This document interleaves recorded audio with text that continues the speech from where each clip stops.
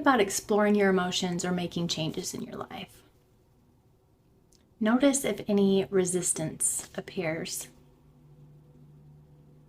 Resistance can feel like hesitation, avoidance, fatigue, distraction. If you notice any resistance, just give that a number.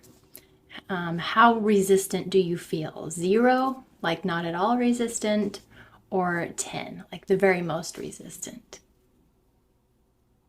And there's no right or wrong answer there. We're just kind of exploring this today. Okay, so we're going to start with the setup statement. We're going to tap on the side of the hand. And we're just going to repeat the statement while we're tapping there. So just repeat after me. Even though part of me feels resistant to exploring my emotions, I accept how I feel right now. And even though I notice some resistance about changing old patterns, I respect that this resistance might be trying to protect me. And even though part of me doesn't want to look too closely at these emotions, I'm choosing to stay curious and gentle with myself. Okay, so we're going to start tapping on the eyebrow point. I'm noticing this resistance. Let's go to the side of the eye. Part of me doesn't want to explore this.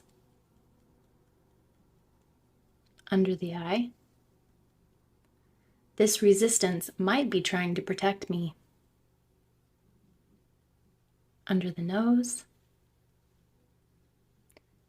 Maybe it feels safer to not look too closely. On the chin. My nervous system wants to stay safe. Collarbone. And resistance can be part of that. Under the arm. I appreciate my system is trying to protect me. Top of the head.